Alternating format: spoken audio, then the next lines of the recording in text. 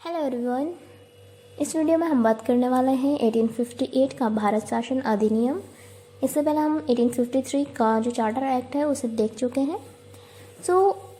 जब 1857 का रिवॉल्ट होता है तो वहाँ से जो ब्रिटिश गवर्नमेंट की नीति होती है भारतीयों के लिए, उसमें थोड़ा सा चेंज आ जाता है, क्योंकि अभी तक जो रूल कर रही थी वो ईस्ट इंडिया कंपनी थी। यहाँ पर उसे समाप्त कर दिया जाता है और डायरेक्ट जो क्राउन थे उनके अंडर जो भी यहाँ पर कंपनी जो भी देख रही थी, गवर्नर, क्षेत्र, रेवेन्यू, जो भी उनके पास पावर थी वो सब क्राउन के पास ट्रांसफ़र हो गई है।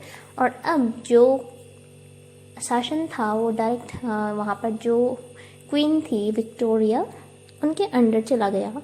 इसके अलावा जो हमारे कंट्री में जो भी उनके द्वारा अपॉइंट किए जाते थे गवर्नर जनरल, उनका जो पोस्ट थी उसका नाम चेंज कर दिया गया, वॉयसराय रख दिया गया। और जो वॉयसराय था वो ब्रिटिश क्राउन का प्रत्यक्ष प्रतिनिधि, डायरेक्ट रिप्रेजेंटेटिव था। और फर्स्ट वॉयसराय लॉर्ड कैनिंग थे।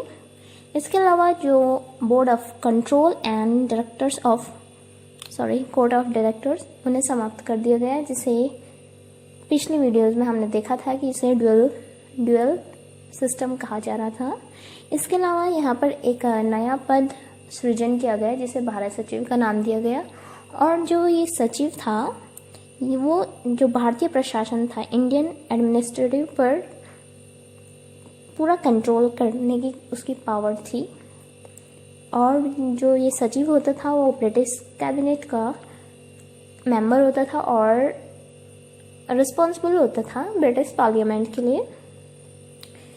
सचिव की सहायता के लिए 15 सदस्यीय परिषद का निर्माण किया गया, जो एक एडवाइजरी कमेटी थी। और इसका जो चीफ होता था वो भारत सचिव होता था। तो इस टाइप से जो भारत सचिव के लिए जो परिषद का गठन किया गया वो एक निगमित निकाय थी। दैट मीन्स इसे रेगुलेट किया जा सकता था, इस पर भी मुकदमा चलाया जा सकता था और ये भारत और इंग्लैंड में मुकदमा करने का अधिकार इसको था। तो इस टाइप से जो 1858 का एक्ट था उसका मुख्य उद्देश्य यही था कि जो इंडिया में एडमिनिस्ट्रेटिव जो उनका सिस्टम है उसमें थोड़ा सुधार लाया जाए, ताकि जो इंडियंस हैं उनको सेटिस्फाई किया जा सके, ताकि वो फिर से 1857 की तरह रिवॉल्ट ना कर सके। क्योंकि जो 1857 का रिवॉल्ट था उसमें किसानों ने, मजदूरों ने, इवन जो ज़मींदार थे, महाजन थे, शाहूकार थे, उनके द्वारा भी पार्टिसिपेट किया गया कहीं ना कहीं। जो ब्रिटिश सरकार की नीतियाँ थी अत्याचारी, शोषणकारी, तो उन सब से जो सिस्टम था उसे थोड़ा सा सुधार किया जाए, ताकि उनका जो यहाँ पर शासन चल रहा है वो स्मूथली चलता रहे। इसलिए इस जो एक्ट है इसको भारत के शासन को अच्छा बनाने वाला एक्ट भी कहा गया, क्योंकि यहाँ पर उन्होंने अपनी नीतियों को थोड़ा सा इंडियन के पक्ष में टिल्ट किया।